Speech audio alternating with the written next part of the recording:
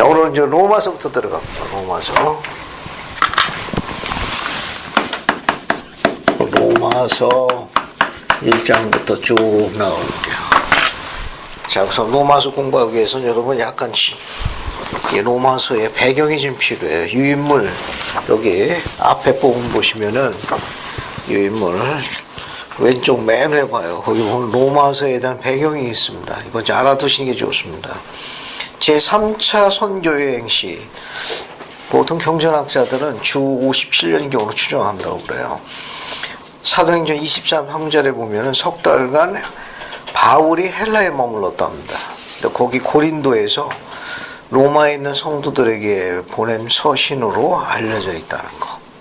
그게 로마서는 제3차 선교여행 때 석 달 동안 헬라에 머무른 장소가 바로 고린도예요. 고린도에서 로마에 있는 성도들에게 보낸 서신으로 알려져 있다는 거. 그 정도만 아시면 됩니다. 로마서는 누가 썼냐? 사도 바울이 썼다. 언제 썼냐? 제3차 선교여행 고린도에서 쓴 걸로 알려져 있다는 거. 그 다음에 이제 주제가 있습니다. 이 주제는 로마서가 상당히 체계적으로 기록된 책인데 그 서신이 뭐가 주제인가 하면은 믿음으로 의롭게 된다는 걸 강조한 거예요. 왜냐하면 그 로마가 우상숭배에다가 사악했습니다. 그래서 로마에 있는 성도들에게 그럼 의로움을 어떻게 증거되느냐? 믿음으로 말미암아 강조한 겁니다. 그래서 로마서의 주제는 성구가 나와 있는 게 로마서 1장 16절에 이게 주제입니다. 그래서 로마서 1장 16절 한번 보죠. 로마서 1장 16절을 봅시다. 한번 읽어볼게요. 로마서 1장 16절을 조성경자님이 한번 읽어봐요. 내가 복음을 부끄러워하지 아니하노니 이 복음은 모든 믿는 자에게 구원을 주시는 하나님의 능력이 됨이라. 먼저는 유대인에게요 그리고 헬라인에게로다. 감사합니다. 이 성구가 로마서의 주제예요. 내가 복음을 부끄러워하지 않는다. 왜 복음을 부끄러워하지 않는다고 했습니까? 사도 바울이. 거기 그 뒤에 나와 있는 거. 이 복음은 모든 믿는 자에게 뭘 가져다 줍니까? 구원을 가져다 주는 하나님의 능력이 됩니다. 이제 하나님의 능력이 되는 중요한 가르침을 남겼는데 바울이 로마서의 주제가 뭐였는가 하면은 믿음으로 이롭게 된다. 그 주제 성구는 1장 16절이에요. 바울이 왜 복음을 두려워하지 않느냐? 믿는 자에게 구원을 가져다 주는 하나님의 능력 된다는 걸 이제 증거하는 내용이 이 뒷부분에서 이제 계속 나오는 거예요. 쭉 훑어봅시다. 쭉 훑어볼게요. 그러면 믿음으로 의롭게 된다는 걸 강조한 거예요. 한번 로마서의 주제는 뭐냐? 믿음으로 의롭게 됨. 의롭게 됨을 강조한 겁니다. 이 강조한 주제 성구가 로마서 1장 16절이에요. 주제가 담긴 주제 성구 로마서죠. 그래서 로마서 1장 16절은 뭐냐면은 모든 믿는 자에게 구원을 가져다 주시는 하나님의 능력을 증거했어요. 하나님의 능력이 파워입니다. 파워가 돼요. 그래서 하나님께서는 파워, 힘, 능력, 권세를 갖고 계신데 그 권세는 뭐냐? 믿는 모든 자에게 구원을 가져다 주신다는 걸 증거한 내용이에요. 이건. 그래서 여기 우리가 이 주제하고 같이 이제 알 수 있는 게 뭐냐면 믿는 자들은 우선 계명을 지킵니다. 바울이 이제 뒤에서 계속 설명해요. 그럼 어떻게 의롭게 되느냐? 계명을 지켜야 돼. 계명을 지키면 뭐가 증거되죠? 개인적인 뭐가 증거돼? 의로움이 증거돼. 계명을 지켜야만 개인적인 의로움이 증거가 되는 거예요. 개인적인 의로움이 증거가 돼요. 그러면 의로움이 증거가 되니까 의로움에 대한 여기 이쪽으로 가죠. 이쪽으로 갑시다. 저 의로움에 대해서가 하나님께서 주시는 선물이 있습니다. 하나님께서 그 사람이 계명을 지키면 하나님께 주시는 선물이 있어요. 보상이야, 일종의. 우리가 보통 말 때는 축복이라고 그러고. 이 선물이 영문이 기프트란 단어예요. 기프트. 왜 번역할 때 뭘로 번역하죠? 선물인데 종교적인 용어로 본 때 이중자입니다. 은사라고 보내요. 은사. 들어봤죠? 은사. 그래서 어떤 사람이 계명을 지키게 되면은 개인적 의로움이 증거가 되고, 의로움이 증거가 되면 의로움에 대한 보상으로 하나님께 주시는 이 선물이 뭐냐? 선물이 뭐예요? 이 은사가 신앙이라는 은사예요. 신앙이라는 은사예요. 그러니까 신앙이라는 거는 커질 수 있어요. 강해질 수 있습니다. 스트롱할 수 있다고. 반면에 약해질 수도 있고. 강한 신앙을 가질 수 있는 건 그 사람이 의롭다는 걸 이야기하는 거예요. 그 사람이 의롭다는 건 계명 지키는데 용감하다는 걸 알 수 있는 거예요. 신앙은 하나님께 주시는 선물이에요. 이 선물, 신앙이라는 선물을 가지려면 바울이 로마서에다가 이야기한 겁니다. 의롭게 생활해라. 신앙이라는 은사를 갖고자 하게 되면 계명을 지켜라. 하나님의 말씀을 듣고 행하라. 그런 내용입니다. 그러니까 우리가 이런 신앙을 가지려면 어떻게 돼요? 하나님의 말씀 우선 들어야 돼요. 하나님의 말씀 듣고 그 다음에 그 말씀을 지키는 거예요. 그 들으려면 누가 필요합니까? 이승민 형제나 이주임 자매가 했던 거. 선교사가 있어요. 선교사 있어야 되지. 복음을 전파해야 돼. 보내심을 받은 자가 있어야 돼.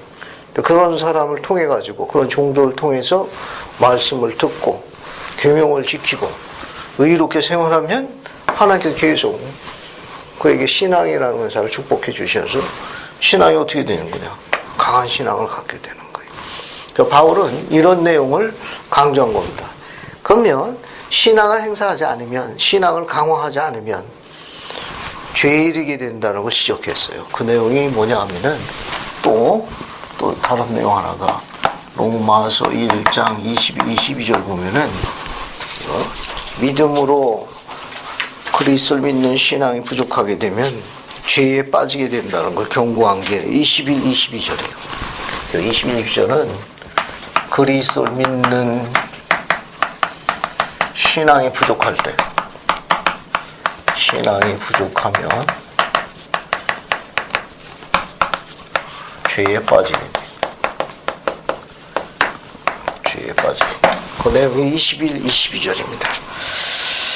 그래서 한번 쭉 읽어볼게요. 21, 22 읽고 그 다음에 24절부터 28절까지도 쭉 읽을게요. 로마서 1장 23절부터 28절까지 다 연관되는 성구예요. 23절부터 21절부터 시작해가지고 28절까지는 다 연관이 되는 성구예요. 한번 읽어볼게요. 그래서 이승민 형제님이 21절부터 23절까지 읽고요. 그 다음에 조성경 자매님이 다시 읽는데 24절부터 26절까지 읽습니다. 그 다음에 이주미 자매님은 27, 28절 다 연관 있는 성구예요. 한번 들어보죠. 하나님을 알되 하나님을 영화롭게도 아니하며 감사하지도 아니하고 오히려 그 생각에 허망하여지며 미련한 마음이 어두워졌나니 스스로 지혜 있다나 어리석게 되어 썩어지지 아니하는 하나님의 영광을 썩어질 사람과 새와 짐승과 기어다니는 동물 모양의 우상으로 바꾸었느니라. 그러므로 하나님께서 그들을 마음의 정욕대로 더러움에 내버려 두사 그들의 몸을 서로 욕되게 하게 하셨으니 이는 그들이 하나님의 진리를 거짓 것으로 바꾸어 피조물을 조물주보다 더 권고하고 섬깁니다. 주는 곧 영원히 참신한 이시리로다. 때문에 하나님께서 그들을 부끄러운 욕심에 내버려 두셨으니까 그들의 여자 듣고 순리대로 쓸 것을 바꾸어 용리로 쓰니 그와 같이 남자들도 순리대로 여자 쓰기를 버리고 서로 향하여 음욕이 부리를 듯하매 남자가 남자와 더불어 부끄러운 일을 행하여 그들의 그릇됨에 상당한 보응을 그들 자신이 받았느니라. 또한 그들이 마음에 하나님 두기를 싫어하매 하나님께서 그들을 그 상실한 마음대로 내버려 두사 합당하지 못한 일을 하게 하셨으니. 감사합니다. 21, 22절 내용은 뭐냐 하면은 한번 봐요. 하나님을 알되 하나님을 영화롭게도 아니하며 감사치도 아니하고, 그렇게 되면 그리스도를 믿는 신앙이 부족하면 그런 말을 풀어 쓴 거예요. 그리스도를 믿는 신앙이 부족하면 어떻게 되느냐? 그 생각이 허망하여지며 미련한 마음 어두워져 죄에 빠지게 된다. 죄에 이르게 된다는 걸 경고한 거예요. 스스로 죄에 있다나 어리석게 되어. 그러니까 그리스도를 믿는 신앙이 부족하다는 건 세상을 따른 거예요. 세상을 따른 걸 뭐라고 설명했는가 하면 바울이 23절 맨 끝에 설명한 거예요. 무엇으로 바뀌었나니? 그리스도를 믿는 신앙이 부족한 자들은 세상에 하나님을 무엇으로 대체해버린 거예요. 맨 끝에 있는 단어. 우상의 우상. 우상이. 거기 23절 보면은 우상 숭배는 여기 24절부터 28절까지 나와 있는 이 내용을 한마디로 요약해 봐요. 24절부터 28절의 내용, 그 절을 뭐에 관한 내용으로 이제 한 단어로 한번 요약해 봐요. 여기 24절부터 28절. 동성애. 넓은 범주로 보면 뭐 관련이 있는 거예요? 성적 문란, 즉 불순결이죠. 이 안에 또 뭐가 들어가 있는 거예요? 지금 바울이 또 비난한 것 중에 하나는 동성애라는 거예요. 재밌는 표현이에요. 바울이 쓴 표현, 동성애. 그러니까 결국 경전을 뭘 설명하는 건 바울이 그리스도를 믿는 신앙은 죄에 빠지게 되는 거예요. 죄에 빠지게 되는 그 죄가 여기서 있는 죄, 우상숭배도 뭐에 포함돼요?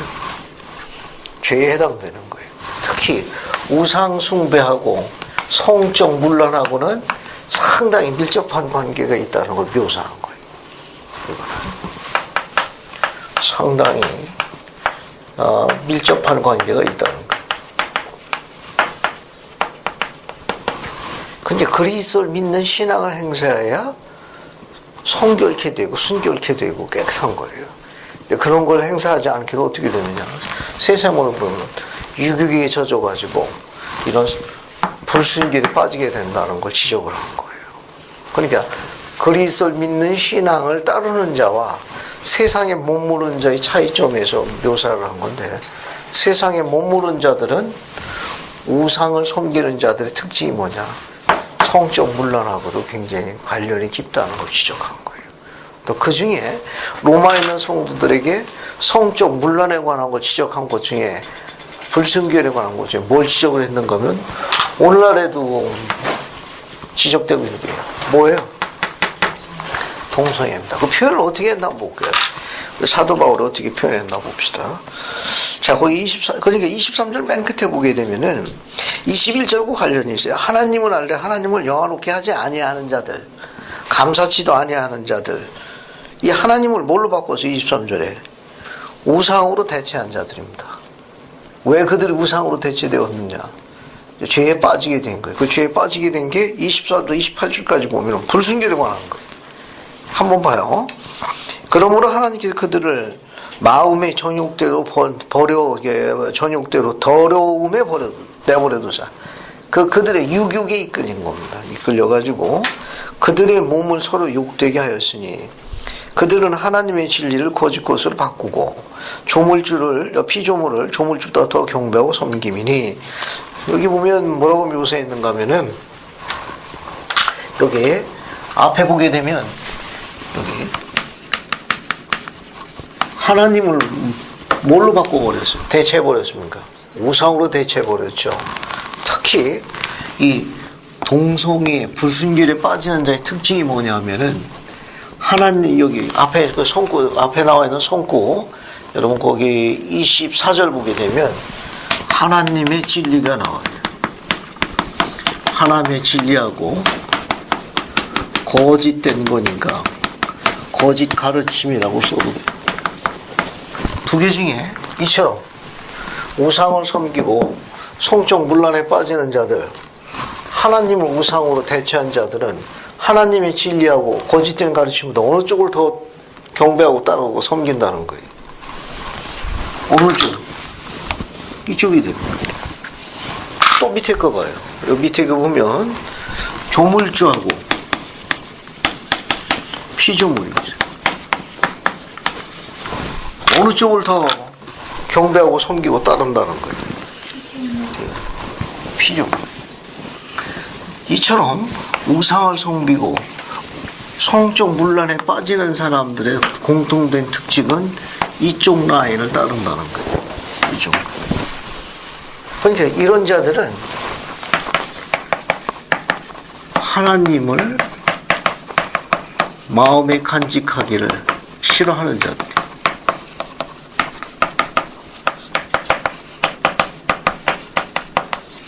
좋아하지 않는 자들의 특징을 바울이 지적합니다.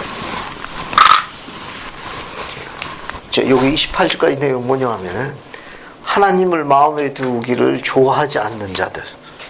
이런 자들의 특징은 하나님의 진리, 하나님 거보다는 세상 것을 더 좋아해요. 조물주의에 관련되어 있는 여러 가지 능력보다는 피조물들을 더 사랑한다는 거예요. 그 부분을 이제 지적을 한 겁니다. 그래서 한번 또 봐요. 26절. 이 때문에 하나님께서 그들을 부끄러운 욕심에 내버려두시니 그 여자들도 순리대로 쓸 것을 바꾸어 영리로 거꾸로 썼어요. 거꾸로 썼습니다. 뭐냐? 남자들도 순리대로 여자를 쓰기를 버리고 서로를 향하여 음욕이 불불듯 잃게 했으니 남자가 남자 덕을 부끄러움을 행하고 그들의 그릇 때문에 상대한 대가를 그들 자신이 받았느니라. 이렇게 남자와 남자, 여자와 여자 이렇게 부끄럽게 정욕대로 불태움을 입었으니 그들이 상당한 대가를 받게 되었느니라. 28절. 이런 자들은 마음에 하나님 두기를 싫어하는 자리라. 마음에 하나님 두기를 싫어하는 자의 특징이 뭐예요? 대표적인 거 불순결 가운데 동성애라는 거예요. 시대적 흐름에 대해서 지금 바울이 경고하고 있는 거예요. 이게 불순결 가운데 불순결, 특히 동성애는 하나님을 마음에 두기를 싫어하는 자들의 대표적인 특징이다. 그걸 지적을 한 겁니다. 이거. 그래서 28절 보면 그들은 그들의 마음에 하나님 두기를 싫어하며 하나님께서 그들의 상실한 마음대로 버려둬서 합당치 못한 일을 하게 하셨더라. 그들이 이제 그것을 우상처럼 섬기게 된 거예요. 자, 그러면 여기 그리스도를 믿는 신앙이 부족하면 죄에 빠지게 된다는 걸 바울의 앞에서 이미 깔아놨습니다. 그래서 우상 숭배에 빠지는 자들은 죄에 이르게 되고 또 그런 자들은 그리스도를 믿는 신앙이 부족한 자들이고 또 세상을 따르는 자들의 공통의 특징은 뭐냐? 성적 문란, 불순결과 밀접한 관련이 있다는 거예요. 특히 그런 자들 중에 하나님을 마음에 간직하기를 특별히 좋아하지 않는 자들, 그런 자들의 특징이 뭐냐? 뭐가 있다는 거예요? 동성애라는 거예요. 여기 우리 가족선언문에 한번 볼게요. 가족선언문을 보게 되면 요 맨 앞에 이렇게 나와 있어요. 우리 예수 그리스도 후계성도 교회 제1일 회장과 12사도 평의회는 남녀 간의 결혼은 하나님이 제정하여 주신 것이며 가족은 창조주께서 그의 자녀들의 영원한 운명을 위하여 마련하신 계획의 중심이라는 걸 엄숙히 선언한다. 가족 선언문 첫 번째 문단이 앞에 봐요. 앞에 보십시오. 저 뭐라고 선언했는가 하면 하나님 계획의 중심이 뭐라고 선언했어요? 가족이요, 가족. 가족입니다. 따라서 하나님께서 가족을 구성할 수 있도록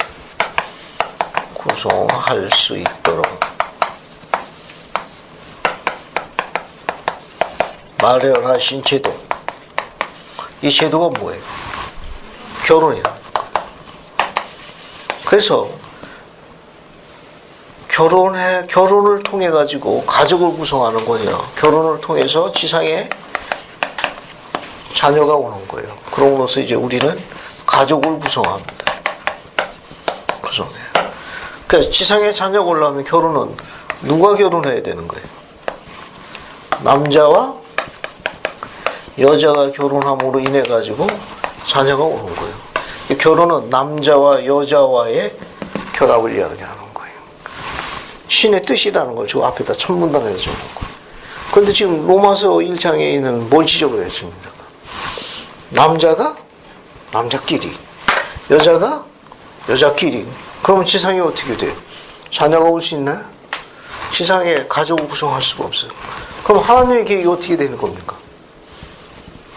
하나님의 계획이 망가지는 거예요. 그래서 바울이 지금 지적한 건 뭐냐면 대표적인 불순결의 대표적인 그 불순결의 대표적 중에 특히 하나님을 섬기기를 마음에 두기를 싫어하는 자들의 그런 자들의 특징이 동성애라는 것을 시작한 거예요. 그러니까 하나님께 정면으로 이게 도전하는 겁니다.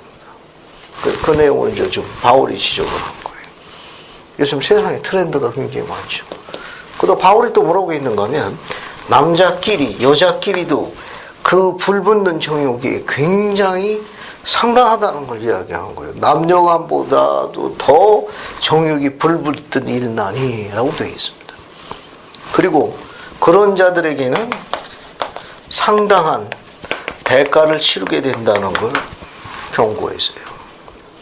이게 동성애에 빠진 자들은 상당한 대가를 치른다고 되어 있습니다. 그래서 이게 정상적인 과정이 아니기 때문에 정상적인 아닌 행동들을 할 가능성이 높다는 걸 암시하는 거예요. 이게 결혼은 남자 여자와 정상적인 그런 하나님의 계획에 따라 가지고 정상적으로 이루어지는 일련의 하나의 샘플이에요. 근데 그걸 영리로 했으니까 정상에서 벗어나는 행동을 할 가능성이 높은 거예요. 동성애라는 게 아주 바울이 로마서에서 굉장히 비난했습니다. 이거는 아주 특히 여러 경전 가운데 이걸 뭘 이야기하면 그 당시에도 이것이 상당히 성적 문란의 원인이 되었다는 걸 이야기하는 거예요. 그래서 뒤로 한번 또 볼게요. 뒤로 쭉 보게 되면은 13절 봐요. 로마서 2장 13절. 로마서 2장 13절 한번 읽어봅시다. 김미래 자매님 한번 읽어볼까요? 하나님 앞에서는 율법을 듣는 자가 의인이 아니요 오직 율법을 행하는 자가야 의롭다 하심을 얻으리니. 감사합니다. 그게 믿음으로써 의롭게 된다고 그랬는데 의롭게 되기 위해서는 어떻게 돼요? 계명을 지켜야 되는 거예요. 그래야 의롭다함을 입느니라. 말씀을 듣는 거는 잘하는 거예요. 하지만 더 잘하는 건 뭡니까? 그렇죠. 행위로 증거하는 거예요. 더 좋은 거는. 자, 그 다음에 이제 28, 29절도 한번 읽어볼게요. 우선 그 앞부분 먼저 읽어봅시다. 이종희 자매님이 21, 22, 23절 한번 읽어보세요. 그러면 다른 사람을 가르치는 내가 내 자신은 가르치지 아니하느냐? 도둑질하지 말라 선포하는 내가 도둑질하느냐? 간음하지 말라 말하는 내가 간음하느냐? 우상을 가증히 여기는 내가 신전 물건을 도둑질하느냐? 율법을 자랑하는 내가 율법을 범함으로 하나님을 욕되게 하느냐? 감사합니다. 이 앞에 13절하고 관련 있는 거예요. 율법을 듣는 게 중요한 게 아니라 뭡니까? 율법을 행하는 자, 계명을 지키는 게 더 중요하다. 이렇게 이야기하고 있습니다. 자, 그 다음에 이제 28, 29절로 같이 영어에서 읽어볼게요. 이승면 이제 한 번 더 반복해봐요. 28, 29절입니다. 무릇 표면적 유대인이 유대인이 아니요 표면적 육신의 할례가 할례가 아니니라. 오직 이면적 유대인이 유대인이며 할례는 마음에 할지니 영에 있고 율법 조문에 있지 아니한 것이라. 그 칭찬이 사람에게서가 아니요 다만 하나님에게입니다. 감사합니다. 우리 아주 상당히 재밌는 표현을 썼는데 거기 표면적 유대인 그다음에 이면적 유대인. 바울이 왜 이런 표현을 썼습니까? 표면적 유대인, 이면적 유대인. 이 표면적이니까 겉으로 보이는 걸 이야기하는 거죠. 이면적이니까 안으로 안으로 보는 걸 이야기하고. 그래서 유대인이라고 다 이스라엘 백성이냐?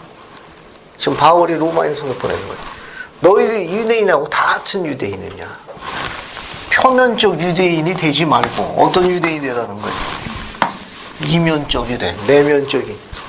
그러니까 겉으로 율법에서 이야기하는 어떤 그런 외식하는 자가 되지 말고 내면적, 안에서 어떻게 되라는 겁니까? 내면의 성교를 통해서 정결케 되는 그런 의로운 자들이 되어야 한다. 이렇게 설명하고 있는데요. 그래서 바울이 여기서 다 전부 유대인인 줄 아냐? 그렇지 않다. 그렇지 않다. 이거요. 그래서 바울은 그냥 무늬만 유대인이 되지 말고 성약을 맺고 성약을 지키고 충실함으로써 합당한 하나님의 백성이 되어야 된다. 라고 이야기한 겁니다. 그래서 여기 보면 표면적 유대인들은 성약에 충실하지 않았습니다. 성약에 불충실한 자들을 지적했어요. 내면적 유다인은 성약을 맺고 성약을 충실히 지키는 걸 이야기한 거예요. 표면적 유대인은 성약에 불충실했어요. 그러니까 내면적 유대인은 성약을 맺고 성약을 충실히 지켰습니다. 이런 자들이 되라. 그렇게 요약을 한 거예요. 또 뒤에 가면 또 다시 또 계속 반복되니까 쭉 살펴볼게요. 이제 실질적으로 성약을 맺고 성약에 충실한 자, 성약의 조상 아브라함을 칭찬합니다. 여기 나와 있는 대로 성약을 맺고 성약에 충실한 자, 신앙의 선조 두 사람을 초대합니다. 그 중에 한 사람이 누구냐? 아브라함이에요. 또 하나는 구약의 요셉입니다. 총리가 된 사람. 그래서 성약을 맺고 성약에 충실했던 신앙에서 두 사람을 크루접해가지고 신앙의 조상들을 닮아라. 우선 아브라함에 대해서 먼저 공부할게요. 아브라함에 대해서 공부합시다. 어디를 보시는가 하면 14장 18절부터 22절까지도 볼게요. 이쪽 로마서 4장 18절부터 22절까지 읽어봅시다. 이건 이제 신앙의 선조 아브라함에 대해서 이야기한 거예요. 한번 읽어볼게요. 18절서부터 20절까지를 안인숙 자매 읽고 이주미 자매님은 21, 22절 읽고 한번 읽어보세요. 아브라함이 바랄 수 없는 중에 바라고 믿었으니 이는 내 후손이 이같으리라 하신 말씀대로 많은 민족의 조상이 되게 하려 하심이라. 그가 백세나 되어 자기 몸이 죽은 것 같고 사라의 태가 죽은 것 같음을 알고 믿음이 약속하여지지 아니하고 믿음이 없어 하나님의 약속을 조심하지 않고 공고하여져서 하나님께 영광을 돌린다. 약속하신 그것을 또한 능히 이루실 줄을 확신하였으니 그러므로 그것이 그에게 의로 여겨지는다. 감사합니다. 아브라함의 의롭다 입은 건 어떤 이유라고 묘사하고 있는 거예요? 왜 아브라함의 의롭다는 칭함을 받았어요? 거기에 22절에 그에게 의로 여기셨다. 왜 그가 의롭다는 칭함을 받았습니까? 로마서의 주제가 뭐라고 그랬죠? 여기 앞에 로마서의 주제가 뭐라고 그랬어요? 믿음으로 이렇게 된 거예요. 그 대표적인 인물 지금 누구를 하나를 샘플로 들었어요? 아브라함. 여기 봐요. 원래 이름이 아브라함이었잖아요. 그죠? 뭘로 바뀝니까? 아브라함으로 바뀌었어요. 아브라함이 아브라함으로 바뀌면서 하나님과 아브라함과 뭘 맺었습니까? 성약을 맺었어요. 성약을 맺어. 그 성약을 맺으면서 그 이름을 아브라함이라고 부르게 했다고 합니다. 그러면 아브라함은 무슨 뜻이죠? 이름이 열국의 아비라. 열국의 아비. 그래서 아브라함의 후손입니다. 어떻게 많아진다고 그랬어요? 세 가지, 우리 현세에 지상에 있는 비유 세 가지를 들어가고 설명했는데 기억나는 거 없어요? 밤하늘의 별, 밤하늘의 별, 또 바닷가의 모래. 이건 밤하늘의 별이, 밤하늘의 별. 이건 바닷가의 모래. 그럼 또 땅의 티끌, 땅의 티끌. 요 예를 들어갖고 설명했어요. 그래서 여호와 하나님께서 아브라함과 성약을 맺었습니다. 이제 내 이름을 아브라함이라 할 것이라. 열국의 아비라 해서 너의 후손을 밤하늘의 별처럼, 밤하늘의 별처럼, 바닷가의 모래처럼, 땅의 티끌처럼 계속 될 것이고, 계속 끊임없이 이 자손이 이어질 것이라고 이야기했어요. 그게 열국의 아비라는 건 자손이 많다는 뜻도 되지만 성약 안에는 어떤 성약이 들어가 있는 거예요? 이렇게 자손이 별처럼 모래처럼 많다는 것만 의미하나요? 다시 설명할게요. 자, 조선경제하면 잘 들어봐요. 알겠어요? 아브라함으로 이름을 바꿔 부르면서 열국의 아비라 했죠. 그 성약을 맺었습니다. 그 성약은 아브라함의 후손, 아브라함의 씨라고 해요. 또 다른 표현으로 씨라고 해요. 아브라함의 씨라고 해요. 아브라함의 씨가 밤하늘의 별처럼, 바닷가의 모래처럼, 그 다음에 땅의 티끌처럼 많아지겠다. 이처럼 아브라함의 후손, 아브라함의 자손이 현세에서 뿐만 아니라 내세까지도 계속 이어지도록 축복하신 성약을 아브라함의 뭐라고 그래요?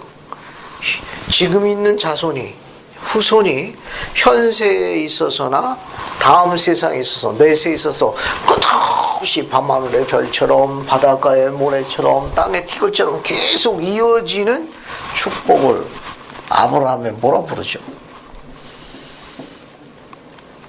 칠판에 적으라고요? 눈망울이 그런 것 같으네.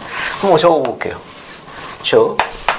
자손이 현세에서나 내세에서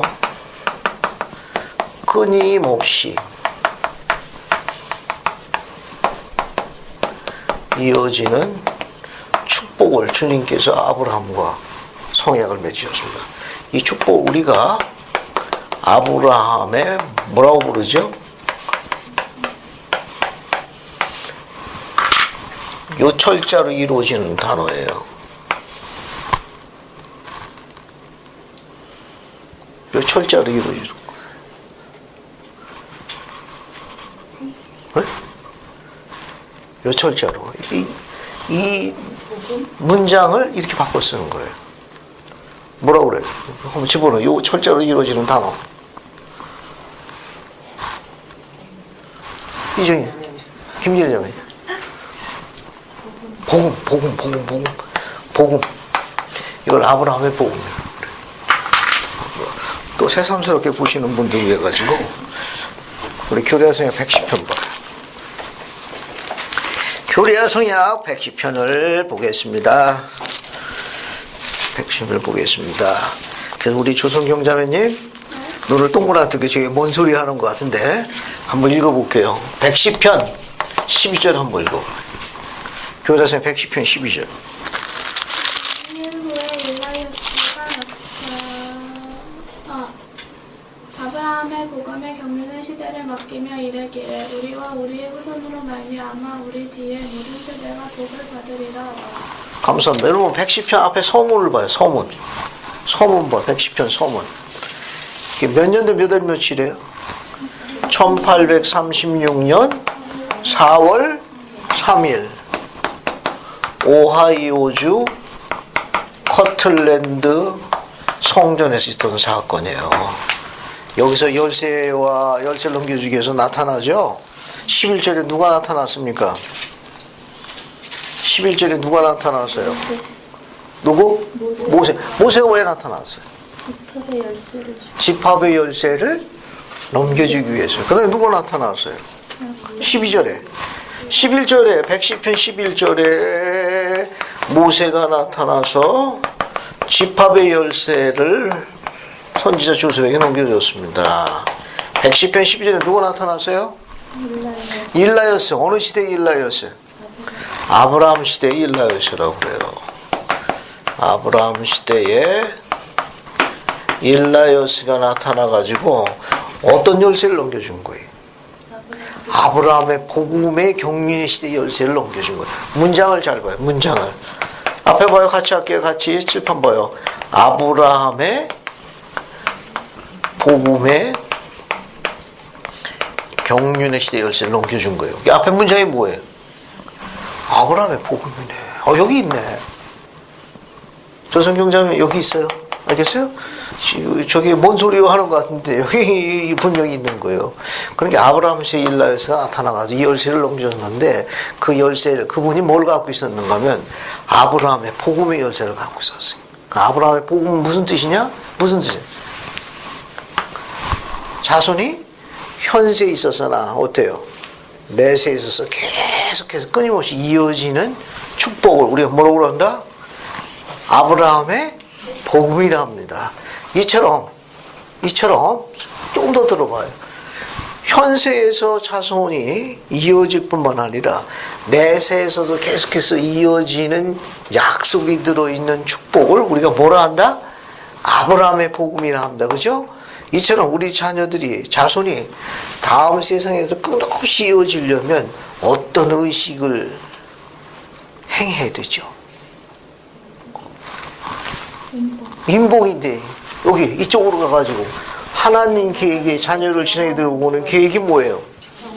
영원한 결혼을 이야기하는 거예요. 다른 말로 이야기하면 해왕국의 결혼을 이야기하는 거예요. 다른 말로 이야기하면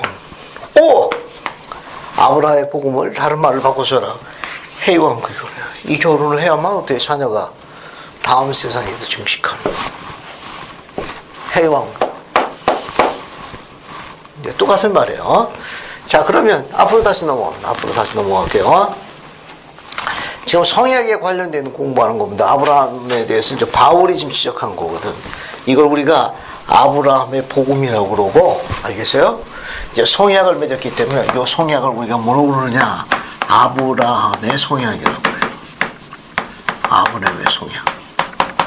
이제 아브라함의 복음이 뭔지 설명이 됐죠? 오늘 중요한 거 설명하는 거예요. 이거 오늘 종교위원회 와서 신앙을 행사하니까 이런 거 배우고 가는 거예요. 이거 집에 쭈글 틀고 있으면 이런 거 모른다니까. 알겠어요? 그러니까 아브라함의 복음하고 아브라함의 성향은 조금 달라요. 아브라함의 복음은 해왕국 결혼과 관련이 있어요. 그러면 아브라함의 성약은 크게 네 가지로 구성되어 있습니다. 성약은. 아브라함의 성약은 크게 네 가지로 구성되어 있어요. 자, 아브라함의 성약 크게 네 가지 구성되어 있다. 기억납니까? 기억나는 거 없어요? 여러분 좋아하는 것 중에 하나가 있는데 뭐가 있어요? 땅하고 관련이 있어요. 그 다음에 자손. 그 다음 뭐가 관련이 있어요? 신권의 축복. 그 다음 구원과 영생. 이게 아브라함의 성약이에요. 이게 우리한테도 조금씩 쉬워지기 때문에, 우리한테도 적용되기 때문에 사도 바울이 저걸 지적한 거예요. 자, 오늘 중요한 거 2개 설명하고 있습니다. 아브라함 복음 설명했고, 아브라함의 성약 몇 가지 구성되어 있다? 4가지 구성되어 있어. 이 시간에 그냥 이해하면 돼요. 따라하세요. 땅. 다시 발음이 뭐 땅 안 좋아하는가 본데 이거 좋아해야 돼 이거. 알겠습니까? 다시 한번 해요. 땅. 자손. 신권의 축복. 구원과 영생. 아주 이 시간이에요. 오늘 지금 아브라함의 복음 공부했고 아브라함의 성약 공부한 거예요. 자, 그런데 지금 내용에 보게 되면은 아브라함의 시가 밤하늘의 별, 바닷가의 모래, 땅의 티끌보다 많고 또 다음 세대 계속 이어지는 약속을 하셨어요. 그 약속을 하셨는데 아브라함의 시가 누군가 하면은 아브라함이 누구와 결혼했지요? 사라. 그래서 둘 사이에 나온 자녀가 누구예요? 이삭 아니에요, 이삭. 이삭의 이름의 뜻이 뭐죠? 이삭의 이름의 뜻이 뭐냐고. 너무 지나치게 겸손하면 건강에 안 좋아요. 이삭의 이름의 뜻. 자, 여기 봐요. 자, 설명 듣고요. 이삭이 아브라함 나이 몇 세? 100세. 사라 나이 몇 세? 90세예요. 그러니까 아브라함 나이 100세에 사라 나이 90에 그를 방문한 주의 종들이 천사들이 네 아내가 때가 되면 네게 아들을 낳아줄 것이니라 그랬더니 그 천막 뒤에서 음식을 준비하던 사라가 그 얘기 듣고 어떻게 했어요? 웃었지요. 그래서 주의 천사가 뭐라고 그랬습니까? 왜 웃뇨? 안 웃었는데 네가 웃었느니라. 이삭은 웃었다는 뜻입니다. 재밌죠? 이삭. 아브라함 나이 몇 세? 100세. 사라 나이 90세. 어때요? 이거 육체적인 생리적인 의미를 쪽에 여사 나이 90에 아이가 가능합니까? 근데 그때 평균 수명이 어떻게 돼요? 우리가 비슷하지. 비슷하지.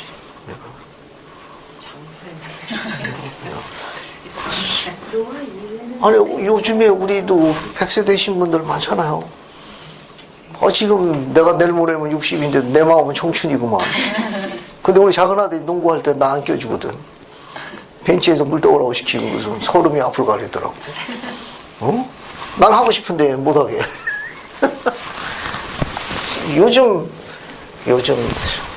요즘에 뭐라 그러더라? 요즘에 60대신 분들은 뭐라 그러더라? 우리 체세포라고 그러던가? 뭐 이런 활성화된 거 보게 되면은 38세, 35세 정도의 세포로 그만큼 활성화되어 있다고 그러더라고. 그러니까 100세라고 하지만 그거 적용하게 되면 아직도 그죠? 체세포 활성화됐다고 볼 수가 있겠지. 그건 중요한 건 아니고. 경전의 기록은 신앙과 믿음에 대해서 바울이 지적한 기록이 있어요. 이게 한번 봅시다. 뭐라고 되어 있는가 하면은 4장 18절 봐요. 아브라함이 바랄 수 없는 중에 바라고 믿었으니, 이 말은 뭐냐면 아브라함이 자녀를 낳을 수 있는 능력이 없어진 거예요.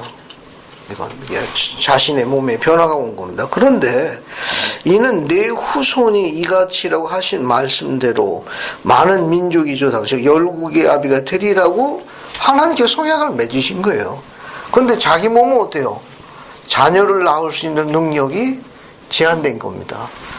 여러분 창세기 15장 5절부터 6절 한 번만. 맺으신 성약의 내용 일부가 있습니다. 창세기 15장 5절 6절 한번 읽어볼게요. 이승민 형제님 찾았으면 한 번 더 읽어봅시다. 그를 이끌고 바꾼 자가 이르시되 하늘을 떠고 6개월을 살 수 있나 보라. 또 그에게 이르시되 네 자손이 이와 같으리라. 아브라함이 여호와를 믿으니 여호와께서 이를 그의 의로 여기시고. 감사합니다. 여러분 여기 이렇게 나와 있는데 우리 영감역 번역 한번 볼까요? 우리 영감역 번역 여기 경전 안내서 뒤에 보면 영감역 번역이 나옵니다. 영감역 번역은 뭐라고 나와 있나 한번 찾아볼게요. 우리 영감역 번역을 한번 봅시다. 아브라함의 그 의에 대해서 묘사하고 있는 어디 보자. 여기 있네요. 311쪽에 나와 있네. 311쪽. 찾았습니까? 311쪽 거기 왼쪽 중간 부분 보게 되면은 창세기 금정역에 15장 1절부터 그 영감역 번역이 있어요. 찾았죠? 그 내용도 한번 읽어보세요. 안수자님 한번 읽어보세요. 아브라함이 시온으로 하나님의 아들을 보았고 부활에 대해서 알게 되었음. 그거 한번 쭉 읽어보세요. 9절부터. 그리고 아브라함이 아뢰되 주 하나님이여 주는 어떻게 이 땅을 영원한 기업으로 나에게 주려 하시나이까. 이에 주께서 이르시되 내가 죽었을지라도 내가 이를 내게 줄 수 없겠느냐. 또 만일 내가 장차 죽을지라도 너는 이를 소유하리니 이는 인자가 살 그날이 임함이니라. 그러나 그가 죽지 않을진대 어찌 살 수 있으리요. 그는 먼저 살리심을 받아야만 하느니라. 그리고 이렇게 되었나니 아브라함이 인자의 날을 바라보다가 보고 기뻐하였고 그의 영혼이 쉼을 얻었으며 주를 믿음에 주께서 이를 그에게 의로 헤아리셨더라. 감사합니다. 여기 봐요. 여기 창세기 15장 6절 요 중간 부분에 있는 내용이 삭제되어 있습니다. 그 내용이 영감력이 회복된 거예요. 그게 아브라함은 시온으로 몰고 온 거예요. 하나님의 아들을 주님께서 이스라엘 하나님 여호와께서 지상에 오셔서 성욕을 베푸시고 난 다음에 속죄하시고 부활하신 걸 본 거예요. 그걸 아브라함이 시온으로 본 겁니다. 그러니까 죽어도 죽지 않은 부활에 대해서 이해하게 된 거예요. 왜냐하면 여기 봐요.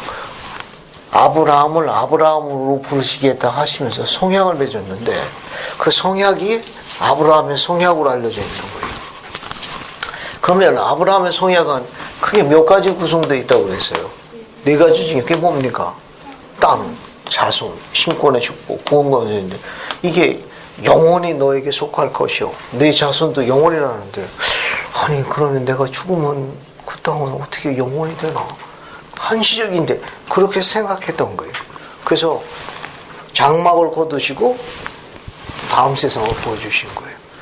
네가 죽는다고 해서 그것이 끝이 아니니라. 인자가 뭐 하는 걸 봤습니까? 부활하는 걸 본 거, 영생하는 걸 본 거예요. 영원히 소유한다는 거, 개념을 이해한 거. 그가 그런 지식을 갖게 됨에 주를 믿으니, 하나님을 믿으니 하나님께서 그것을 크게 기뻐하시고 의로 여기셨더라 그런 말이에요. 그러니까 다시 넘어가요. 로마서 4장 다시 봐요. 자, 이제 18절 보면 아브라함이 바랄 수 없는 지 바라고 믿었으니 이 말은 뭐냐면 하나님을 아는 지식을 갖고 있었다는 걸 염두에 둬야 합니다. 아브라함은 시온을 받고 가르침을 받았어요. 그러니까 신앙이 여기 어디 있습니까? 여기 신앙. 금방 또 누가 지웠네 여기. 이 신앙은 어디서 오냐? 하나님을 아는 지식이 쌓임으로써 오는 거예요. 쌓임입니다. 그래서 19절 보면 그가 100세나 되어 자기 몸이 죽은 것 같고 아브라함은 자기 몸이 어때요? 100세가 되어가지고 자녀를 낳을 수 있는 능력이 제한받은 거예요. 또 누구도 제한받았습니까? 그 뒤에 누구 나와요?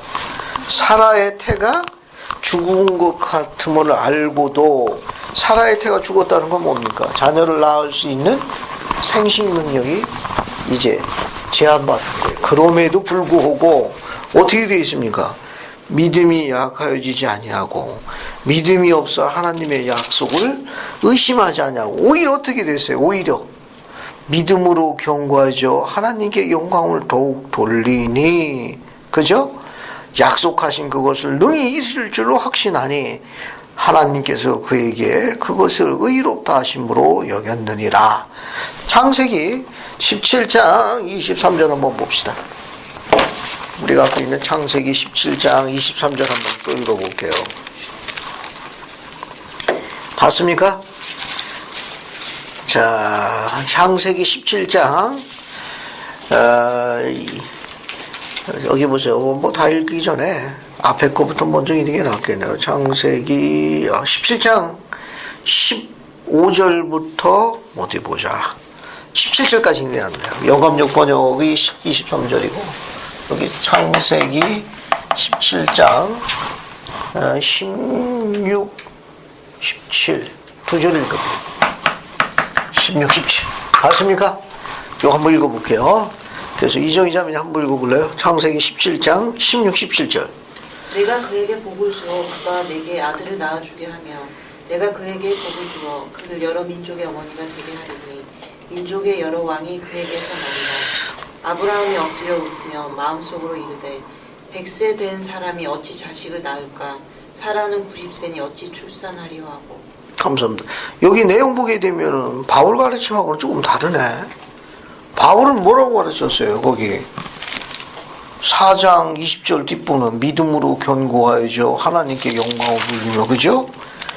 믿음이 약해지지도 않고. 그런데 여기 창세기 17장 17절 기록 보면 아브라함의 반응이 어때요? 네, 아브라함의 반응이 어땠습니까? 어때요? 이거 믿음이 날로 강화된 표현이에요? 성구가 상관관계에 있어서 악귀가 안 맞죠? 영감력으로 갑시다. 영감력 창세기 17장 23절로 가요. 영감력으로 갈게요. 여러분 경전 안내서 뒤에 봐요. 경전 안내서 뒤로 갑시다. 거기 창세기 17장 23절 찾아봐요. 영감력에는 뭐라고 돼 있나 봅시다. 그래서 김윤혜 자매님 찾았어요? 창세기 17장 23절 311쪽 그죠? 저서 그게 맞는 건가? 창세기 17장 312쪽으로 가야 되네.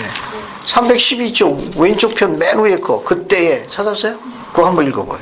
그때 아브라함이 엎드려 얼굴을 대고 기뻐하며 자기 마음에 이르기를 100세 된 자에게 한 아이가 태어나겠고 90세 된 사라가 출산하리라. 감사합니다. 이 번역이 더 정확한 겁니다. 여기 보면은 아브라함이 엎드려 우리가 갖고 있는 흥정역에는 뭐라고 되어 있어요? 여기는 뭐라고 되어 있습니까? 라브 웃었느니라. 좀 약간 좀 그게 뭐 되겠습니까? 약간 비웃음에 가까운 거예요. 이 단어는 이렇게가 아니고 라프란 단어가 아니고 여기 뭘로 바뀌었느냐? 리조이스라는 단어로 바뀌었어요. 리조이스. 심히 기뻐하다 그런 말이에요. 리조이스라는 단어가 이 단어로 바꿨어요. 이 단어가 그래야 바울의 가르침하고 일맥상통하고 일치하는 거예요. 그래서 아브라함이 심히 기뻐하여 아주 기뻐요. 아주 크게 기뻐하여 리조이스라는 단어로 바꿨습니다. 그래야 사도 바울의 가르침하고 일치하는 거예요. 됐죠? 이렇게 설명할 수가 있습니다. 그 다음에 또 뭘 설명했는가 하면은 뒤에 걸 먼저 공부할게요. 로마서 8장 26절부터 28절까지 볼게요.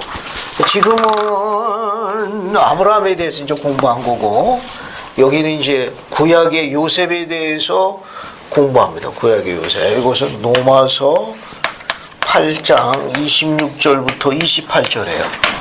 두 개를 같이 공부합시다. 저는 아브라함 공부하는 거고, 이제 구약의 요셉에서 공부할게요. 그래서 로마서 8장 26, 27, 28절 세 절을 쭉 같이 읽어볼게요. 자, 한번 읽어봅시다. 안희숙 자매님 26, 27, 28절을 쭉 읽어보세요. 이와 같이 성령도 우리의 연약함을 도우시나니 우리는 마땅히 기도할 바를 알지 못하나 오직 성령이 말할 수 있는 상식으로 우리를 위하여 친히 간구하십니다. 마음을 살피시는 이가 성령의 생각을 아시나니 이는 성령이 하나님의 뜻대로 성도를 위하여 간구하십니다. 우리가 알거니와 하나님을 사랑하는 자, 곧 그의 뜻대로 부르심을 입은 자들에게는 모든 것이 협력하여 선을 이루느니라. 감사합니다. 26절 다시 보세요. 이와 같이 성령도 성신이 되는 거예요. 우리의 연약함을 도우시나니 우리는 마땅히 기도할 바를 알지 못하나. 그 뒤에 보세요. 거기 뒤에 오직 성령이 말할 수 없는 탄식으로 우리로 친히 간구하시느니라. 마음을 살피시니가 성령의 생각을 하시나니 이는 성령이 하나님 뜻대로 성도로요 간구하심이니라. 우리가 알거니와 하나님을 사랑하는 자. 뒤에 보세요. 그의 뜻대로 부르심을 입은 자들에게는 모든 것이 그 뒤에 단어가 뭐라고 되어 있습니까? 합력이야, 합력. 힘을 합하여 그럽니다. 하늘과 땅에 있는 모든 것들이 합하여 무엇을 이룬다? 선을, 유익을 가져오나니 그런 뜻입니다. 문장을 한번 적어볼게요. 여기는 문장을 그대로 한번 적어봅시다. 거기 26절에 로마서 8장 26절 먼저 공부할게요. 로마서 8장 26절 보면 오직 성령이 뭐라고 되어 있어요? 말할 수 없는 탄식. 말할 수 없는 탄식으로. 그 다음 뭐라고 되어 있어요? 우리를 위하여 위하여 친히 간구하시느니라.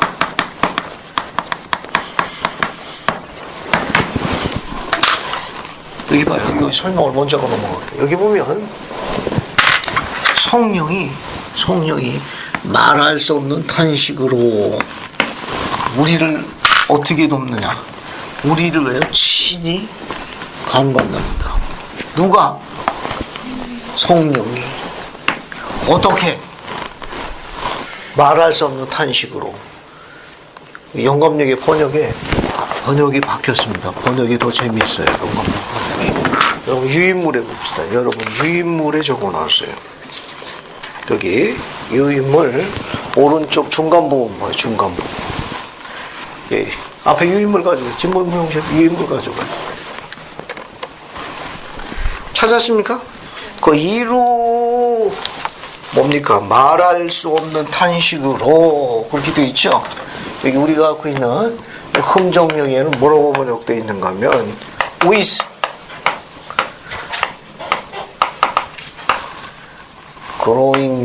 groanings which cannot be uttered. 이거 보세요. 여기 which cannot be uttered. uttered라는 건 언급하다, 말하다 그러는데 언급할 수 없을 만큼, 말할 수 없을 만큼 with groaning, 신음하는 거예요. 신음하는 거예요. 이루 말할 수 없는 신음으로 탄식하는 거예요. 이게 아주 그냥 끙끙 앓는 겁니다. 그런데 선지자 조셉은 그렇게 안 했습니다. 그게 성신이 우리를 아주 얼만큼 돕기를 원하느냐. 마치 이 문장은 이렇게 되어 있어요. 이 문장은 아이고 저렇게 생활하니까 복을 받지. 아유 너무 안타까워. 아유 어쩌면 좋아. 그렇게 된 의미가 아니라는 거예요. 성령이 우리가 이렇게 합당하게 생활하지 못하는 걸 보고 그렇게 의롭게 생활하는 거 탄식하고 안타깝네. 참 어떻게 도울 수 없을까. 이렇게 신음하고 탄식하는 게 아니라는 거예요. 영감역에는 뭐라고 바뀌었느냐? 단어가 바뀌었어요. with striving which cannot be expressed. 이렇게 문장이 바뀌었어요. 재밌는 건 이 striving이라는 단어예요. 이건 어떤 뜻이죠? striving이라는 단어. strive라는 동사에서 따온 동명사예요.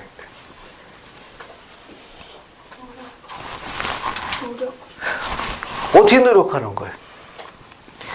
애씀을 다하여 노력하는 거예요. 간절히 애씀을 다해서 아주 전력 투구하는 그런 애씀을 보후에 번역하면은 이거는 애씀을 다하는 노력 이런 정도 문에서 애씀 그런 간절한 노력 그런 거예요. 그러니까 성신도 우리를 돕기 위해서 어떻게 해요? 아주 힘을 써주는 겁니다. 여러분 무협지 보면 어때요? 기를 주잖아요. 이야 해가지고 기를 보내주잖아요. 어때요? 기를 받으면 부득부득해지잖아요. 성신도 어떻게 해요? 우리에게 with strive 그런 간절한 그런 애씀으로 그런 전력 토하는 노력으로 우리를 뭐 하는 겁니까? 그 하는 노력과 그 애씀이 뭐예요? cannot be expressed. 이루 표현할 수 없는 애씀으로 전력 토하는 노력으로 우리를 위하여 친히 돕고자 하시느니라. 우리가 계명에 순종하고 신앙을 행사하면 어때요? 성신 우리를 도우려고 cannot be expressed. 이루 표현할 수 없을 만한 striving 그런 노력으로 애씀으로 힘을 우리에게 더해 주려고 한다 그런 뜻입니다. 이게 훨씬 더 문맥이 아름다운데 위에 아유 성경에 좀 잘해야 되는데 아유 안타까워 이거 어쩌면 좋아 이런 탄식하고 걱정하는 게 아니라 어떻습니까? 조금만 더 해봐. 그러면 밀어줄게. 힘을 더 내. 이제 그런 스트라이빙이라고 단어를 바꿨어요. 이게 맞는 거예요. 이게 맞는 거예요. 여기 나와야 됩니다. 그래서 지금 설명하고 있는 건 바울이 뭐냐면 신앙의 선지자 아브라함 설명했고 구약의 요셉입니다. 됐죠? 그렇게 이해하시면 돼요. 그 다음에 28절에 우리가 알거니와 하나님을 사랑하는 자 곧 그의 뜻대로 부르심을 입은 자 그 대표 인물을 누굴 예를 들었어요? 구약의 요셉을 예를 든 거예요. 구약의 요셉. 우리가 알거니와 왜? 어떻게 합력했느냐? 성신이 그를 돕기 위해서 했어. 그냥 대표 인물 많은 사람 중에 요셉을 들은 거예요. 여기 앞에 봐요. 아브라함이 사라와 결혼해서 낳은 자녀 이름이 뭐라고 그랬죠? 이삭. 이삭이 누구와 결혼해요? 누구와 결혼합니까? 리브가 결혼해가지고 자녀를 쌍둥이 둘을 낳죠. 형 이름이 뭐예요? 에서. 동생이 야곱입니다. 야곱이요. 그죠? 어때요? 야곱이 누구하고 결혼합니까? 둘 중에 중요하신 분. 라헬하고 결혼하죠. 라헬을 결혼해가지고 낳은 아들 중에 하나가 누구예요? 요셉이에요. 물론 야곱이 여러 아내가 외워서 12아들을 둡니다. 지금 오늘 설명하는 건 구약의 누구예요? 요셉이에요. 나중에 레아하고도 결혼하고 또 여종도로 결혼해가지고 12 아들 중에 라헬의 자손이 됐죠? 그런데 어때요? 요셉은 12아들 중에서 아버지 야곱이 누굴 제일 특별히 사랑하고 아꼈습니까? 요셉 아니에요. 옷을 입혀도 요셉한테 뭘 입혔어요? 무슨 옷 입혔습니까? 채색 옷 입혀. 싫어했지. 채색 옷은 또 어떤 상징을 갖고 있죠? 채색 옷에는 뭐 어떤 상징도 들어있습니까? 아버지 야곱이 10아들 중에 이 요셉에게 갖다 입혔거든. 이 채색 옷에는 어떤 상징이 들어있어요? 그렇죠. 장자권하고 관련, 장자상속하고 관련해서. 그래서 형들이 이걸 어떻게 합니까? 요셉을 시기해가지고 요셉 어떻게 해요? 사랑받는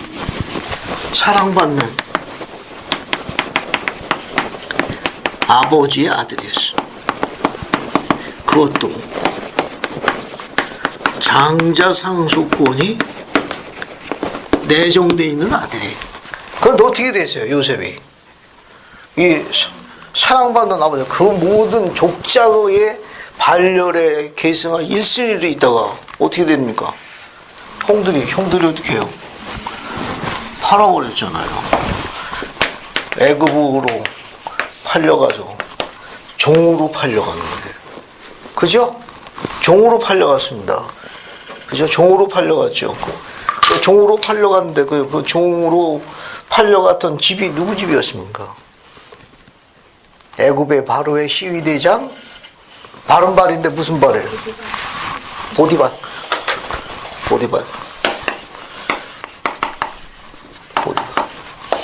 보디발에 팔려갑니다.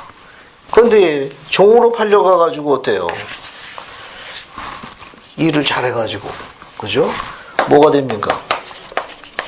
총집사가 되죠. 일을 너무 잘한 거예요. 근데 이 총집사로 있었을 적에 누가 또 요셉을 괴롭히고 유혹하죠? 보디발의 아내. 하루 일과가 뭐예요? 24시간 요셉을 CCTV로 감시하는 거예요. 뭐 할 때? 혼자 있을 때. 언제 혼자 있나? 아주 의지의 여인. 믿거나 말거나. 그래서 보디발의 아내가 이제 조셉을 유혹하죠. 유혹해서 아무도 없이 혼자 있을 때 이제 보디발의 아내가 이제 이 조셉을 유혹합니다. 왜 조셉을 유혹하죠? 거기 종들이 굉장히 많은데 왜 하필이면 조셉? 하필이면 요셉을 유혹했어요. 그냥 빨리빨리 이야기하기가 어려운 거 아닙니까? 이게 신상 아닌가? 그죠? 다른 종들하고 달랐어. 잘 훈련받은 젊은입니다. 사랑받는 아버지로부터 어릴 적부터 율법과 이스라엘 율법에 훈련된 젊은이에요. 그게 다른 종들하고 달라. 최근에 들어온 신상이야. 눈에 확 들어오지. 응? 다른 종들하고 뛰어나던 겁니다. 어때요? 보디발의 아내가 유혹하는 걸 조셉이 어떻게 합니까? 유혹을 물리치죠. 물리칠 때 어떻게 돼요? 여기 보디발 발자 붙는 부인들이 힘이 좋은가 봐. 그죠? 요셉이 어떻게 했습니까? 왜? 옷이 다 찢어지고 엉망이 돼서 아주 옷을 벗겼잖아요. 나중에 그것을 인해 가지고 어떻게 됩니까? 요셉이 1급 죄수가 돼요. 오늘날로 이야기하면은 대감마님을 능멸할 죄수 돌쇠가 돼가지고 1급 죄수. 대감마님의 이렇게 능멸하려는 모습들은 보통 조선시대 때 어떻게 조치했습니까? 능지처참이에요. 그런데 왜 보디발은 요셉을 안 죽였죠? 왜 요셉을 안 죽였냐고. 능지처참이구만. 안 살려주지. 왜냐면 증거물도 있거든. 증거물도 있어요. 여기 보라. 벗어놓은 옷이다. 벗어놓긴 뭘 벗어놨어. 힘이 좋아가지고 뺏었구만. 그죠? 왜 보디발은 요셉을 안 죽였습니까? 요셉에 대해서도 잘 알았고 그 부인에 대해서도 아주 잘 알았기 때문에 아내보다는 누굴 더 신뢰한 거예요? 요셉을 더 신뢰한 거예요. 요셉을 더 어때요? 요셉이 하나님의 계명을 지킨 그 이유 하나 때문에 하나님의 계명과 의로운 가운데 생활하기 때문에 자기 형들에서 미움을 받아가지고 종으로 떨어졌고 종에서 하나님의 계명을 지켰다는 그 의로움 하나 때문에 죄수까지 가서 감옥에 갇히잖아요. 어때요? 상황이 지금 최악 아니야. 맨빗바닥. 감옥에 있는 요셉을 누가 구해줍니까? 무려 3년씩이나 갇혀 있었어요. 아무도 구해줄 사람 없었어요. 그러니까 요셉이 감옥에 3년이나 갇혀 있을 동안에 하나님을 원망하지 않냐고 하나님께 그를 구원해 주십사 하고 하나님께 집중한 이 요셉을 잘 기억해야 돼요. 우리하고 한번 비교해 보자고. 우리도 만약 이렇게 돼서 감옥에 지금 갇혀 있다. 그거 여기서 죽는 거예요. 그냥 여기서 그냥 평생 마치는 거라고. 무기징역이야. 이거 1급 죄수예요. 하나님을 섬기고 그분을 기뻐하는 일을 수행했다는 일 때문에 지금 여기까지 온 거예요. 장자 상속권을 가지고 있는 아들에서 여기까지 바닥을 쳤다니까. 요셉처럼 감옥에 이렇게 갇힌데도 그분을 경계하고 경배하고 섬기고 그분에 대해서 변함없는 그 사랑을 볼 수 있어요. 사랑하는 여러분. 여러분 이렇게 할 수 있겠어요? 아니 요셉이 뭘 잘못했다고? 요셉은 하나님을 기뻐하는 일만 수행한 거예요. 여기서 보디발의 아내가 발자 들어가는 분들 이렇게 유혹했을 적에 적당히 타협했으면 누이 좋고 매부 좋고 뭐 뽕붙다고 힘들다고 뭐 이렇게 적절히 타협할 수 있는데 근데 요셉은 바울이 지금 아브라함과 요셉을 드러낸 그 말이에요. 로마서의 주제가 뭐라고 했죠? 믿음으로 의롭게 되라고 지금 권고하고 있는 거예요. 하나님을 마음에 두기를 싫어하는 자들이 뭐에 빠졌습니까? 유기에 빠져 죄에 머물렀다는 걸 경고하는 거예요. 하나님의 사람에 대해서 지금 두 분을 추천한 거예요. 하나가 누구예요? 아브라함이 지금 누굽니까? 요셉이에요. 요셉은 어때요? 이 감옥에서도 여전히 변함없이 누굴 경배하고 섬기고 따랐습니까? 여호와 하나님이에요. 이 감옥에서 그가 무엇으로 완전히 업그레이드 되죠? 애굽의 총리로 발탁되잖아요. 죄수가 무엇으로? 애굽의 총리로 발탁되잖아요. 여기 사건이 하나 있죠. 꿈 사건. 오늘은 그 부분 이야기 안 하겠습니다. 애굽의 총리가 되죠. 애굽의 총리가 되고 난 다음에 바로가 그 애굽에 있는 딸들 중에 가장 믿음이 출중한 온 세상의 딸 아스날을 아내로 줍니다. 경전학자 추적에 의하면 아스날은 요셉과 같은 조상의 샘족 혈통으로 알려져 있어요. 하나님께서 다 축복을 예비하셨습니다. 그래서 바울이 지적했어요. 우리가 알거니와 하나님을 사랑하는 자. 하나님의 요셉은 누구의 샘플인가 하면 예수 그리스도의 샘플이에요. 가장 높은 곳에서 가장 낮은 곳으로 와가지고 혹독한 대가를 치르고 가장 높은 곳으로 올라가잖아요. 그분이 누구예요? 여호와 하나님께서 이스라엘 하나님에서 아기로 오셨다가 여기서 모든 어려움을 겪으시고 난 다음에 속죄하시고 부활해서 다시 승천하시잖아요. 그 샘플이 누구냐? 요셉이에요. 요셉을 들어 올리셨죠. 그래서 지금 뭘 설명하는가 하면 이런 시련과 역경도 모아요. 합력하여 그 선을 이루게 하시니라. 무엇으로? 믿음으로 말미암아. 이렇게 할 수 있도록 저기 있는 성령, 성신도 뭐 하는 겁니까? cannot be expressed. 이루 말할 수 없는 애씀으로 노력으로 믿음을 간직한 자를 덮고자 하느니라 라고 가르친 거예요. 됐습니까? 그래서 로마서에 보면 믿음이 신앙을 행사하는 거예요. 무슨 일이 있어도 계명을 지키고 성신이 우리와 함께해서 우리를 도울 수 있도록 증거한다는 걸 계속 가르친 거예요. 또 봅시다. 또 볼게요. 그 다음에 이제 그 정도 보시고요. 5장 3절 4절 봐요. 여기 이제 같이 연관해서 5장 3절 4절 봅시다. 로마서 5장 3절 4절 봐요. 그래서 한번 읽어볼게요. 진몰몰 형제님. 네. 로마서 5장을 찾아가지고 3절 4절 한번 읽어봐요. 다만 이뿐 아니라 우리가 하나님으로 즐거워하나니 이 하나님은 인내를 인내는 연단을 연단이 소망을 이루는 줄 아니라. 감사합니다. 여러분 거기 재밌는 표현이 있죠? 다만 이뿐 아니라 우리가 환난 중에 즐거워해야 하나니. 지금 요셉이 그런 겁니다. 환난은 인내를, 인내는 연단을, 연단은 소망을 가져오는지 알지 않느냐. 그죠? 이게 또 샘플로 이렇게 설명을 했는데 이것도 같이 공부해 볼게요.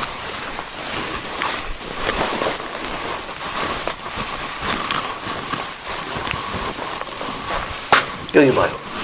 환난. 예, 공통어로 쓰는 게 있습니다. 이건 고난이라고 쓰기도 하고 신호형을 쓰는 거 다 공통어로 표현합니다. 환난, 고난, 시련. 이 환난, 고난, 시련은 성약의 필수 요소라는 걸 설명하는 거예요. 바울이 지금 이걸 왜 가르쳤는가 하면은 이런 고난, 환난, 시련 다 같은 표현이에요. 그러니까 우리가 보통 이거 한 단어로 제일 많이 쓸 때는 시련으로 제일 많이 써요. 시련은 성약의 필수 요소예요. 이 성약이라는 건 하나님과 맺은 거룩한 약속이라는 뜻도 있지만 교리적 다른 정의가 있습니다. 뭐냐면은 신께 되돌아갈 수 있도록, 신께 되돌아갈 수 있도록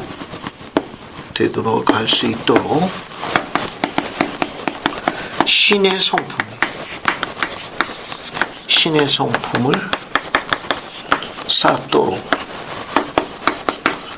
마련된 수단이 성약의 교리적 정의예요. 그러니까 신의 성품을 쌓기 위해서는 시련이라는 프로그램이 작동되는 거예요. 이 프로그램이 작동됩니다. 안 그러면 신의 성품을 쌓을 수가 없어요. 물론 이 시련을 통해 가지고 우리가 고통을 받는 건 사실이에요. 이거 함께 가는 동반자예요. 시련하고 고통은 함께 가는 동반자예요. 떨어지는 거 아니에요. 아파, 힘들어. 그래도 가사가 있잖아요. 아픈 만큼 성숙한 거. 그죠? 요즘 베스트셀러 책 제목도 있는 거네요. 청춘에 대해서. 아프니까 청춘이라든가 뭐 어쩌다든가 뭐 하는데 더 아픈 거는 나이 든 사람은 더 아프고 뭐 관절도 아프고 뭔 소리 하는지 잘 모르고 여기 봐요. 이 바울이 지금 저기 가르친 건 뭐냐면은 성의학의 필수 요소라는 걸 주는 거예요. 고통스럽지만은 꼭 이게 우리에게 장애가 되는 건 아닙니다. 로마서의 주제는 믿음이에요. 신앙이라고. 신앙이 없을 때 고통을 느끼는 거예요. 고통스러운 거예요. 근데 시련 가운데서도 신앙의 원리가 작동이 되면은 이게 이제 작동이 되는 겁니다. 이게 작동이 되면은 유익을 가져옵니다. 그 가치를 지니게 돼요. 그래서 지금 바울이 뭘 설명했는가 하면 이걸 설명하기 위해 가지고 이런 시련이 여기 신앙이라는 것이 작동이 되면은 여기 시련을 통해 가지고 우리가 뭘 배우느냐 제일 중요한 겁니다. 뭘 배운다고 그랬어요? 신의 성품인데. 즉 로마서 5장 3절 4절에 뭘 배운다고 그랬어요? 환난은 무엇을? 3절에 인내. 시련이 없으면 인내를 못 배워요. 이게 신의 성품이에요. 신의 성품이라고. 신앙의 정수라고 그래요. 신앙의 핵이. 시련을 겪지 않고는 인내를 못 배워요. 안 돼. 그래서 여기 이 프로그램에서 뭘 설명하는 건 바울이 시련이라는 이 프로그램은 신앙의 원리만 작동이 되면은 유익을 가져 우리한테 큰 일을 가져. 신의 성품을 배워. 하늘에 계신 아버지를 배우게 돼요. 하늘에 계신 우리 아버지를 닮아가는 거예요. 닮아가는 일종의 교과 과정이에요. 일종의 교과 과정, 학습 과정이라고. 교과 과정. 여기 봐요. 설명 하나 정리해 볼게요. 아버지지, 아버지. 그죠? 남편은 하나, 둘, 두 자네. 아버지는 하나, 둘, 셋, 세 자네. 빼요. 몇 자 차이요? 한 자 차이네. 요 한 자 차이가 뭔지 알아요? 남편하고 아버지, 남편은 두 자야. 하나, 둘. 아버지는 하나, 둘, 세 자야. 빼니까 한 자 차이네. 요 한 자 차이가 무슨 차이인 줄 알아요? 여기 봐요. 남편은 어떤 사람이에요? 항상 남의 편만 되잖아요. 살아보면 알아, 살아보면. 항상 남의 편만 돼가지고 윈수라고. 아버지는 어때요? 아버지는 하늘에 계신 우리 아버지, 하나님의 호칭이 우리가 여기 나와 있는 대로 여기 결혼하게 되면 자녀를 낳게 되면 어떤 호칭이 주어져요? 아버지라는 호칭이 되어준다. 그건 아버지가 되기 위한 자격이 있어야 돼. 이 자격의 샘플이 하늘에 계신 우리 아버지예요. 하늘에 계신 우리 아버지, 하나님의 사랑. 이 사랑의 특징이 뭐죠? 이걸 우리가 다른 말로는 그리스도의 순수한 사랑이라도 그러는데, 이 특징이 뭐예요? 영원히 견디, 영원히 참는 거. 그래서 이 아버지라는 이 말은 뭐냐면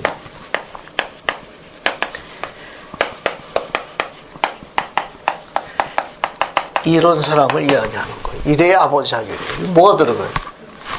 인내가 들어가는 거예요. 인내. 영원한 인내를 가진 자가 부여하는 호칭이 아버지예요. 아버지라는 하늘에 계신 우리 아버지 호칭할 때 그 이름이 거룩히 여김을 받으셨고, 거룩하다는 건 뭐냐, 그분이 그냥 인내가 아니고 영원한 인내를 소유하고 계시다는 뜻이에요.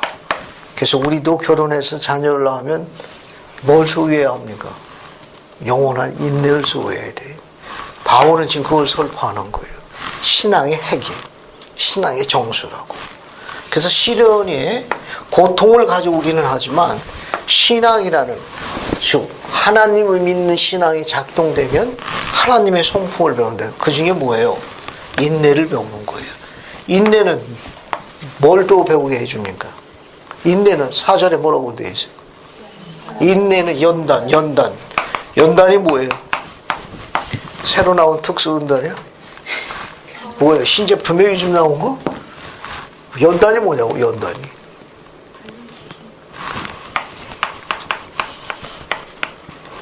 X. 연단.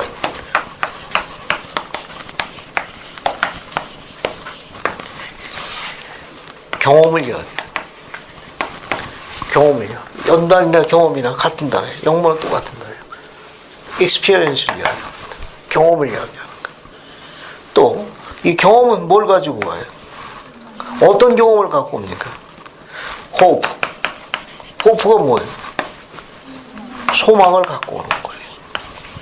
소망을 갖고 오는 거예요. 그러니까 시련을 통해서 뭐가 솟아나기 시작하는 거예요. 소망이 싹 트는 거예요. 뭐가 있을 적에? 믿음이 있을 적에 소망이 쫙 자라는 거예요. 어디 가운데? 시련 가운데서 소망이 싹 트는 거예요. 이 소망은 어떤 경험을 통하는가 하면 이 시련이라는 고통을 통해 가지고 그리스도의 속죄에 대한 경험과 소망을 갖게 돼요. 안 그러면 그렇게 속죄를 이해하기 어려워. 시련을 겪어야만 그분이 나를 위해서 돌아가시고 십자가에 달려가신 고통에 대한 걸 속죄를 이해하게 되는 겁니다. 이게 없으면 이해하기가 어려워요. 우리 속죄라는 건 시련을 통해 가지고 알 수 있도록 계획되어 있어요. 지금 바울은 이제 이 프로그램을 이야기하고 있는 거예요. 그래서 시련이 신앙이라는 원리로 작동이 되기 시작하면 그리스도의 속죄에 대한 이해력이 굉장히 커집니다. 그리스도에 대한 속죄를 이해하니까 그분을 향한 뭐냐?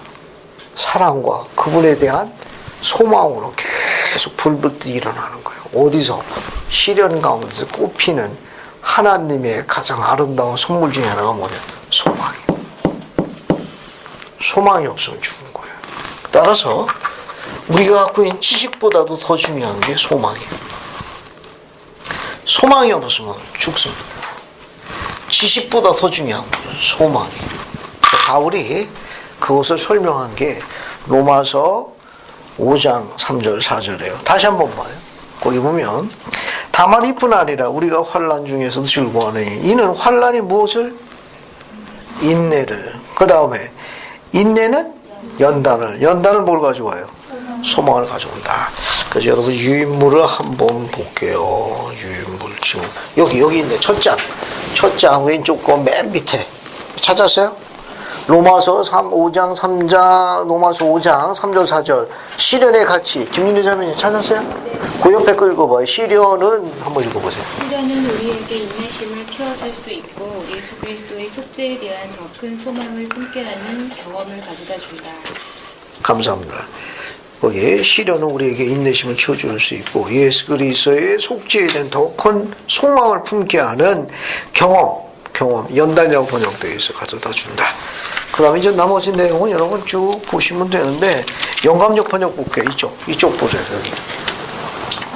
여기 오른쪽 거 밑에 보면은 로마서 8장 뭐가 되어 있어요? 로마서 8장 31절 봐요. 여러분 경전에 아까 설명한 뒤에 거 하나 또 반복해 봅시다. 로마서 8장 31절 보면은 거기 만일 하나님이 우리를 위하시면 누가 우리를 대적하겠느냐. 영감 중에서 단어가 바뀌었어요. 여기 봐요. 이게 윗물에 있는데 여기 경전 안내에서는 안 나옵니다. 이거는 누굴 대적하려 요 단어 프리베이라는 단어로 바뀌어 이 추가가 되어 있습니다. 이게 프리베이는 이기다 그런 뜻이에요. 하나님이 우리와 함께 하시면 누가 우리를 이길 수 있으리요. 아까 설명한 아브라함이나 요셉은 다 어떻게 해요? 세상을 뭐 한 겁니까? 이겼어요. 누가 세상을 이겼죠? 여기 어디 보자. 이거 여기 설명하면서 그리스도의 속죄가 세상을 이긴 것처럼 우리도 그분을 따르는 신앙을 행사하면 우리도 세상을 뭐 할 수 있어요? 프리베일, 이길 수 있다 그런 말이에요. 그 다음에 또 하나 더 볼게요. 9장 13절만 봐요. 9장 13절. 오늘 여기까지 합시다. 9장 13절. 이거 하나 읽어볼게요. 이승미 형제님 9장 13절 한번 봐요. 기록된 바 내가 야곱을 사랑하고 에서는 미워하였다 하신 바 같으니라. 감사합니다. 아까 설명한 거예요. 여기 봐요. 여기 봅시다. 거기 보면 기록은 누굴 사랑하고? 야곱을 사랑하고 누굴 미워했다? 그렇죠. 여기 봐요. 아브라함. 그 다음에 누가 돼요? 이삭. 그 다음에 야곱. 그죠? 그 다음에 요셉이에요. 요셉을 사랑하고 그 다음에 여기 이쪽으로 이렇게 나가면 에서를 미워하였다. 원래 장사 상속권 누가 갖고 있었어요? 누가 갖고 있었죠? 에서인데 에서가 갖고 있는 이 장자권을 어떻게 해가지고 요셉한테 넘어가죠? 뭐 기억나는 거 없어요? 그렇죠. 파죽 한 그릇. 앞에 봐요. 설명을 여러분 다 아는 거니까.